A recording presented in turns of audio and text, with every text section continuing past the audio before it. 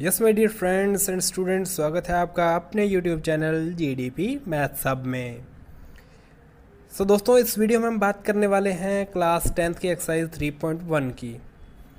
इस वीडियो के अंदर हम जब बात करेंगे तो उसके साथ में आपको इसका जो 3.2 है उसकी कुछ क्वेश्चंस की वीडियो मैं पहले डाल चुका हूं, तो 3.1 की वीडियो ये बाद में आई है।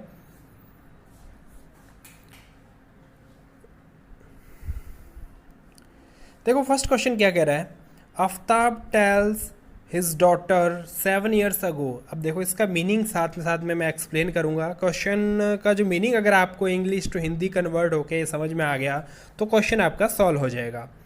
7 year अगो मतलब आफ्ताब है वो अपनी बेटी से कहता है 7 year अगो यानी कि 7 साल पहले।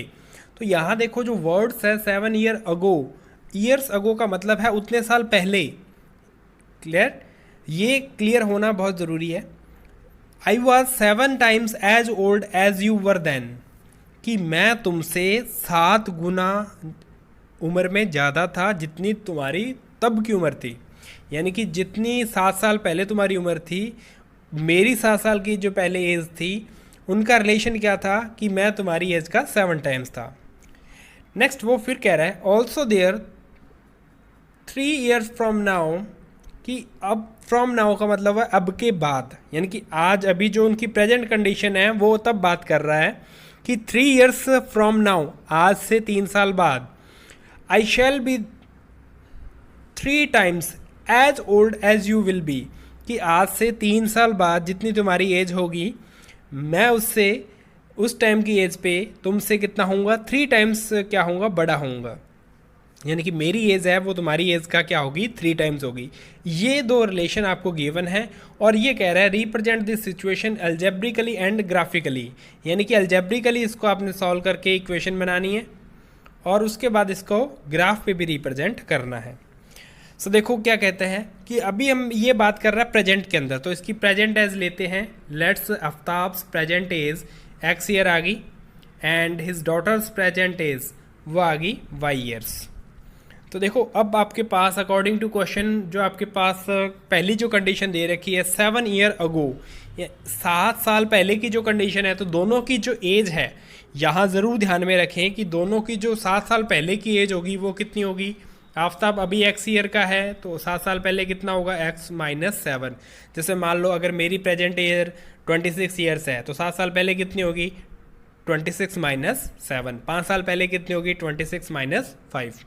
तो उस टाइप से जो आफ्ताब की जो एज है वो x - 7 होगी, उसकी डॉटर की जो एज है वो कितनी होगी, y - 7 years होगी।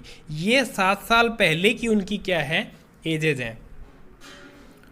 अब देखो आपके पास वो कह रहा है कि I was 7 times as old as you will then, तो 7 साल पहले जो उसकी एज थी डॉटर की वो y - 7, उसकी एज थी x - 7। दोनों में रिलेशन क्या है कि आफ्ताब की जो 7 साल पहले की एज x - 7, वो डॉटर की जो 7 साल पहले की एज है y - 7, उसका क्या है, 7 times है। तो हमने क्या कर दिया, 7 से मल्टीप्लाई करके दोनों को इक्वल रख दिया।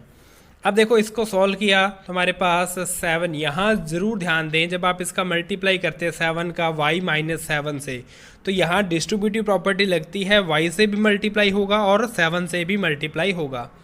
जब 7 y से मल्टीप्लाई करेगा तो 7y, जब 7 से मल्टीप्लाई करेगा तो 7 7 जा 49।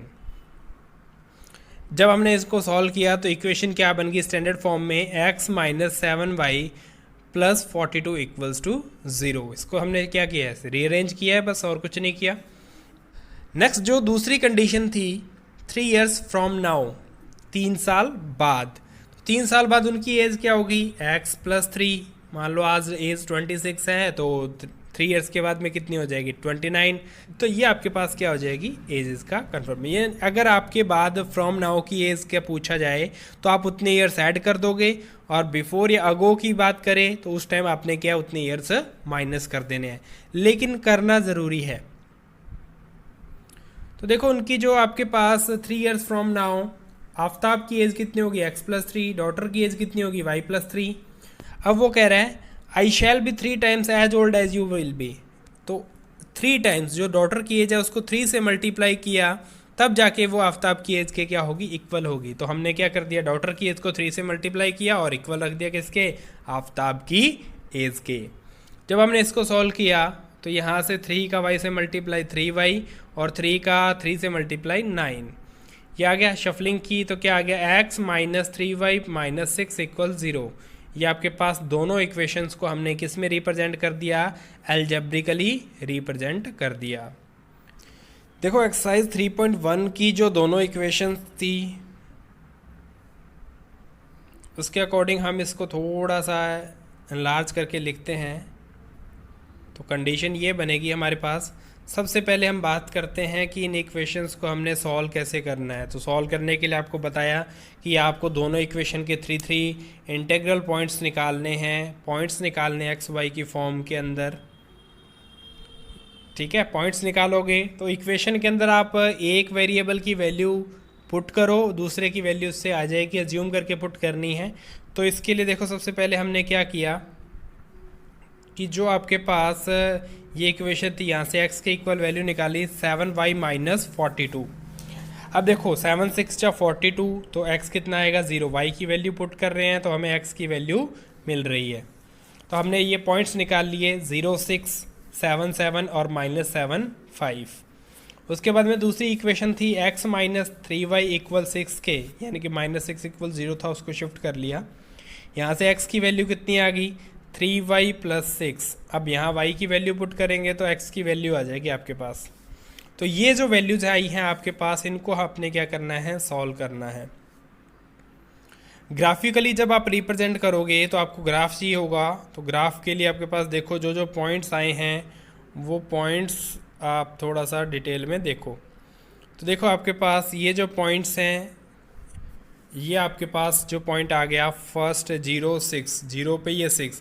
अब देखो ये जो स्केल है वो स्केल समझना बहुत ज़रूरी है। स्केल देखो बड़ा जा रहा था तो उसके अकॉर्डिंग मैंने इसको एडजस्ट किया है। और एडजस्ट कैसे किया है कि मैंने जो वन बिग बॉक्स है, ये वाला जो एक बॉक्स है, इस टाइप का एक बॉक्स है, उसको मैंने कितना लिया है 5 यूनिट लिया है दोनों एक्सेस पे, ताकि मेरा इजीली ग्राफ छोटा बन जाए, बड़ा ज़्यादा ग्राफ ना हो। अब देखो यहाँ आपके पास, अब इसमें एक एक पॉइंट की वैल्यू कैसे निकालेंगे वो देखना ज़्यादा इम्पॉर्टेंट है। देखो ये एक बॉक्स के अंदर कितनी लाइन होती है, 10 लाइन्स होती हैं, आपने पढ़ा है। तो 10 लाइन्स की वैल्यू कितनी ली हमने 5 यूनिट। तो अब देखो एक यूनिट वैल्यू कितनी होगी, दोनों साइड हम 5 से डिवाइड करेंगे तो 2 लाइन्स जो आएंगी वो 1 यूनिट क्या आ जाएगी, वैल्यू के इक्वल आएगी। तो ये चीज़ समझना बहुत ज़रूरी है कि ग्राफ पे अगर हमने स्केल 1 के अलावा कुछ लिया है तो उसके अंदर जो लाइनिंग है, जो 1 यूनिट वैल्यू है, वो कितने लाइंस के इक्वल होगी, वो हम कैसे डिसाइड करते हैं, इस टाइप से हम डिसाइड करते हैं।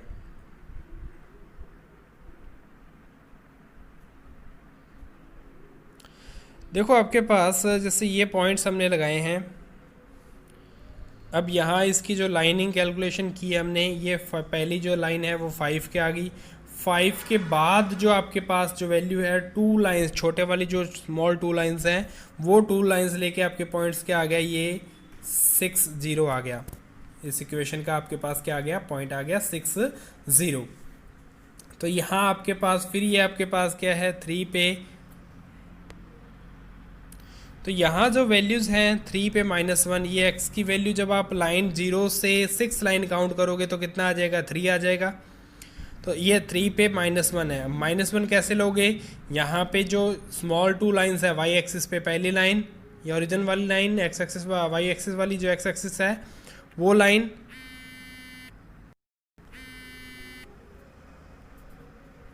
उसके बाद में आपके पास ये पहले फर्स्ट लाइन हो जाएगी, फिर दूसरी लाइन। छोटी जो लाइंस है वो डिसाइड करेंगी आपके पास क्या आ जाएगा। यहाँ पे मान लो जो पॉइंट आ गया, तो ये पॉइंट क्या आ गया आपके पास -1 हो गया। तो इस टाइप से हम इनको ध्यान में रखेंगे। ये स्केलिंग बहुत इंपॉर्टेंट है, स्केलिंग इंपॉर्टेंट ज़रूरी है। आप ग्राफ जो करते हैं हम, तो उसके अकॉर्डिंग इनको अंडरस्टैंड करना होता है। तो देखो नेक्स्ट आपके पास ये जो पॉइंट्स हमने डिसाइड की लगाए, तो ये पॉइंट जहाँ क्रॉस कर रहे हैं प्रोड्यूस करने पे, ये 3 पॉइंट्स आए हैं, 1 2 ये 3, ये 3 पॉइंट्स हैं आपके पास। अभी यहाँ ग्राफ क्या है कि एक्चुअली में ये जब हम इसको जूम कर रहे हैं तो ये थोड़ी सी प्रॉब्लम है, इसको इम्प्रूव करेंगे नेक्स्ट वीडियो के अंदर। अब यहाँ आपके पास ये दोनों जो इक्वेशंस हैं इनको हमने ग्राफिकली रिप्रेजेंट कर दिया पॉइंट लगा के। अब ये जो कंडीशन है ग्राफिकली क्या कर रही हैं, एक पॉइंट पे क्रॉस कर रही हैं दोनों लाइंस, और वो पॉइंट ये आपके पास ये रहा, मैंने इसको अनसर्किल कर रखा है। तो इस टाइप से आपके पास ये क्रॉसिंग पॉइंट मिल गया, दो लाइनें हैं ये जो क्या है एक पॉइंट पे क्रॉस कर रही हैं, और ये पॉइंट के जो कोऑर्डिनेट्स आएंगे वो 42, 12 आएंगे। अब थोड़ा सा जब आप इसको वर्क करोगे तो इस टाइम आपकी कंडीशन आपकी क्लियर हो जाएगी। तो x की जो वैल्यू है वो 42 और y की जो है 12 है आएगी, तो ये कंडीशन बनेगी 7 ईयर अगो। अब आप इसको चेक करें कि क्या ये कंडीशन जो हमें गिवन है, ये हमारा जो आंसर आ रहा है क्या वो उसको सेटिस्फाई कर रहा है या नहीं कर रहा। देखो 7 ईयर अगो इसकी एज कितनी हो जाएगी 35, इसकी एज कितनी हो जाएगी 5, 7 टाइम्स आ गया। नेक्स्ट ये 3 ईयर लेटर यानी कि 3 साल बाद इसकी एज होगी 45, इसकी एज होगी 15, होगी कि नहीं होगी, होगी। अब देखो ये 3 टाइम आ रहा है, तो इस टाइप से आपके पास क्या है हमारा आंसर भी चेक हो जाएगा। नेक्स्ट क्वेश्चन सेकंड की हम बात करते हैं। The coach of a cricket team buys 3 bats and 6 ball for rupees 3 bats and 6 ball for rupees 3900. Later she buys another bat and 3 more balls for the same kind of rupees 1300. तो देखो क्या कह रहा है, 3 bats और 6 balls उसने purchase किए हैं 3900 रुपीज़ में, और एक बैट और 3 बॉल्स परचेज किया उसने 1300 रुपीज़ में। Represent this situation algebraically and graphically. Algebraically and graphically वही हमने क्या करना है, इनको रिप्रेजेंटेशन करना है। तो देखो इसके लिए मैंने आपको पहले ही कहा है कि जब आप इक्वेशन बनाएंगे अलजेब्रिकली तो उसके अंदर क्या होगा, आपको 2 वेरिएबल कंसीडर करने पड़ेंगे। तो वेरिएबल क्या होंगे, द बैट और बॉल परचेज कर रहा है तो उनकी जो कॉस्ट है वो क्या बन जाएगी, वेरिएबल्स बन जाएंगी। तो cost of 1 bat x rupees, एक बैट x रुपीज़ का है, cost of 1 ball equals to y rupees, एक बॉल की कॉस्ट जो है y रुपीज़ है। कितने की है वो हमें नहीं पता, लेकिन ये इसका क्या है हमने वेरिएबल्स कंसीडर कर लिए। अब देखो क्या कह रहा है, 3x प्लस 6y इक्वल आ गया आपके पास 3900। जो 3 बैट, तो एक बैट की कॉस्ट x रुपीज़ थी तो 3 की कितनी होगी 3x, एक बॉल की कॉस्ट y रुपीज़ थी तो 6 बॉल्स की जो कितनी होगी 6y रुपीज़, दोनों को ऐड कर दिया, टोटल उसने कितना पे किया था 3900 रुपीज़। जब आप इसको सिंप्लीफाई करेंगे 3 का पूरी इक्वेशन में डिवाइड करेंगे तो इक्वेशन क्या बन जाएगी, x plus 2y minus 1300 equal आपके पास 0 आ जाएगा। ये आ गई पहली कंडीशन की इक्वेशन। सेकंड कंडीशन उसने कहा था कि एक बैट और 3 बॉल है, तो x प्लस 3y टोटल कितना पे कर रहा है 1300, तो इसकी जो स्टैंडर्ड फॉर्म में इक्वेशन क्या बन जाएगी, x plus 3y minus 1300 equals to 0।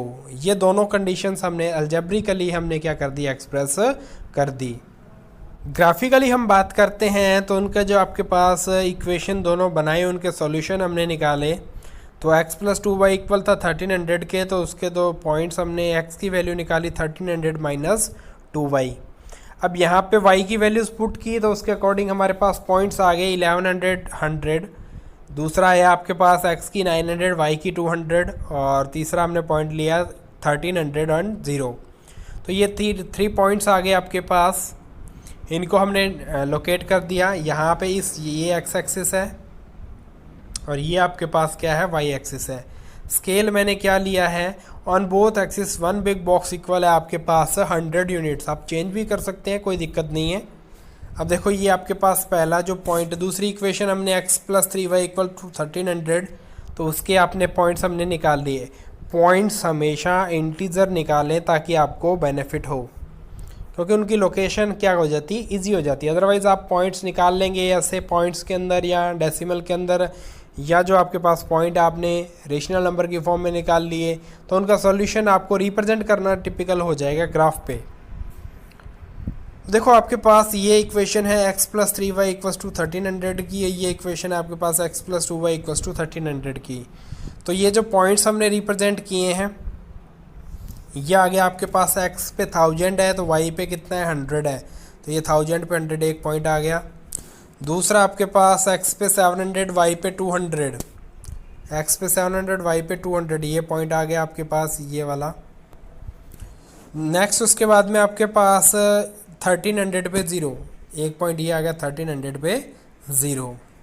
Similarly दूसरे के लिए भी यही पॉइंट्स हैं, ये 1300 पे 0, ये 1100 पे 100, ये पॉइंट आ गया 1100 पे 100, और ये आपके पास 900 पे 200। तो ये जो आपके पास क्या आ गए पॉइंट्स आ गए। इन पॉइंट्स को हमने रिप्रेजेंट किया, एक्स कंडीशन पहले एक्स पे लिया, एक्स पे 900 लिया, वाई पे कितना लिया 200, तो पॉइंट रिप्रेजेंट हो गया। इसी टाइप से हमने ग्राफ पे क्या करना है, पॉइंट्स रिप्रेजेंट करके उनको ज्वाइन कर देना है, मिक्स मत करना। जो आप पहले 3 पॉइंट्स एक लाइन के रिप्रेजेंट किए उनको पहले रिप्रेजेंट कर दो, उसके बाद दूसरी लाइन के पॉइंट्स लगाओ और उनको रिप्रेजेंट करो। अगर आपने हो सकता है मान लो पहले पॉइंट सारे लगा दिए, फिर इसका इससे मैच करके ऐसे लाइन जानी थी, लेकिन बाई मिस्टेक आपने लाइन ऐसे ड्रॉ कर दी, तो ये मिस्टेक कॉमन है, हो जाती है, तो ये हमें नहीं करनी है। तो ये भी देखो आपके पास ग्राफ जो है 2 लाइन इंटरसेक्ट हो रही हैं, उनका ये ग्राफ बन रहा है। नेक्स्ट जो आपका क्वेश्चन नंबर 3 है, the cost of 2 kg apples 1 kg of apples on a day was found to be 160 rupees. 2 kg apples and 1 kg of grapes हैं, इनकी जो कॉस्ट है एक दिन में वो कितनी है 160 रुपीज़ है। आफ्टर ए मंथ, एक महीने बाद, the cost of 4 kg Apple and 2 kg grapes is 300 rupees, 300 rupees है। तो ये कह रहे हैं इनको अलजेब्रिकली एंड ग्राफिकली रिप्रेजेंट करना है। तो फर्स्ट ऑफ ऑल हम 2 वेरिएबल्स डिसाइड करेंगे। So let cost of 1 kg Apple x rupees हो गया एंड 1 kg ऑफ ग्रेप्स कितना हो गया y रुपीज़। सो पहली कंडीशन उसके अंदर क्या था, 2 kg एप्पल्स थे तो 2 × x हो गया 2x, 1 kg ऑफ ग्रेप्स था तो y हो गया, दोनों को ऐड किया टोटल कितना था 160 रुपीज़। सेकेंड कंडीशन में हम बात करेंगे कि आपके पास 4 kg एप्पल्स थे, 2 kg आपके पास ग्रेप्स थे तो 2 × y हो गया, इन दोनों को ऐड किया टोटल सम आप कितना बन रहा था 300 रुपीज़ बन रहा था। तो दोनों ही कंडीशंस को हमने अलजेब्रिकली रिप्रेजेंट किया, तो कंडीशंस हमारी बन गई। फर्स्ट इक्वेशन बनी 2x + y = 160, -160 = 0 भी लिख सकते हैं, वो स्टैंडर्ड फॉर्म में इसका आंसर हो जाएगा। 4x + 2y = 300, ये आपके पास दूसरी कंडीशन आ गई। जब हम इसको ग्राफिकली रिप्रेजेंट करते हैं तो दोनों कंडीशन के लिए हम पॉइंट्स निकालते हैं, उन पॉइंट्स को हम क्या करते हैं ग्राफ पे रिप्रेजेंट करते हैं। देखो पॉइंट्स आ रहे हैं इसके 50-50, 40-70, 30-90, ये पॉइंट्स तो आ रहे हैं 4x + 2y = 300 के। तो इस कंडीशन में आपके पास इन पॉइंट्स को आपने रिप्रेजेंट कर दिया, ये 50 पे 50 ये पॉइंट आ गया, 40 पे 70 ये पॉइंट आ गया, और ये आपके पास 30 पे 90 आपके पास ये पॉइंट आ गया। तो ये पॉइंट्स आपके पास यहाँ पे हमने रिप्रेजेंट कर दिए। क्लियर है? इन तीनों पॉइंट्स को ज्वाइन कर दिया तो आपके पास क्या आ गई, एक स्ट्रेट लाइन मिल गई। जैसे ही आप दूसरी इक्वेशन को रिप्रेजेंट करेंगे तो उसके लिए 50 पे कितना है 60 है, ये पॉइंट आ जाएगा इस टाइप से, 40 पे 80 है और आपके पास 30 पे 100 है। तो ये पॉइंट्स को हमने रिप्रेजेंट कर दिया, इनकी लाइन ड्रॉ कर दी, इनकी लाइन ड्रॉ की, तो ये दोनों जो लाइंस हैं वो क्या बन रही हैं, पैरेलल लाइंस आ रही हैं आपके पास, दोनों क्रॉस नहीं कर रही। तो पैरेलल लाइन की कंडीशन ये आपके पास है। सो एक्सरसाइज 3.1 के जो 3 क्वेश्चन थे वो हमने एनसीईआरटी के सॉल्व कर लिए हैं। उसके बाद एक एक्स्ट्रा क्वेश्चन जो कंडीशन हमारी रह गई थी उसको रिप्रेजेंट करते हुए मैंने एक एक्स्ट्रा क्वेश्चन आपको इस वीडियो के अंदर प्रोवाइड करवा रहा हूँ। वो देखो, तो कोच वाला जो क्वेश्चन था उसके अंदर आपके पास उसी क्वेश्चन के बेस में आपके पास एक जो है एक्स्ट्रा क्वेश्चन बनाया है, उसी से रिलेटेड है। उसकी पहली जो कंडीशन थी विथ 3 बैट एंड 6 बॉल की जो परचेजिंग थी ₹3900 की थी, और उसके बाद में 1 बैट, और इस बार मैंने बॉल चेंज कर दी, 2 मोर बॉल्स उसने परचेज किए हैं, वो 1300 रुपीज़ के हैं। ठीक है, तो अलजेब्रिकली देखो तो पहली कंडीशन थी एक बैट की कॉस्ट जो है x रुपीज़ है, एक बॉल की जो कॉस्ट है वो y रुपीज़ है। तो उसके अकॉर्डिंग पहली जो कंडीशन बनी 3x + 6y इक्वल आ गया 1300 रुपीज़ के, और जो दूसरी कंडीशन थी 1 बैट एंड 2 बॉल की जो टोटल कॉस्ट है वो 1300 रुपीज़ के है। तो अलजेब्रिकली हमने इन दोनों को ड्रॉ कर लिया, डिस्क्राइब कर लिया। अब हम ग्राफिकली इसका जो सोल्यूशन, इसका रिप्रेजेंटेशन होगा कैसे वो देखते हैं। तो देखो आपके पास जब हम इसको ग्राफिकली सॉल्व करते हैं तो ये कंडीशन आपके पास स्केल हमने दोनों एक्सिस पे 100 यूनिट्स का ले लिया और इसको हम रिप्रेजेंट कर रहे हैं। तो इसको रिप्रेजेंट करने के लिए हमने इनके जो पॉइंट्स हैं दोनों के वो निकाल लिए। दोनों के जो पॉइंट्स निकाले हैं उसके बाद आपके पास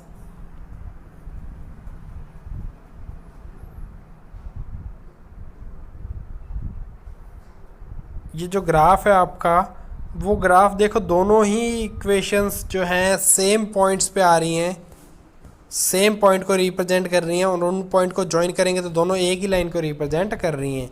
तो ये कंडीशन जो है वो कोइंसिडेंट लाइन की कंडीशन है, ये इसको रिप्रेजेंट कर रही है।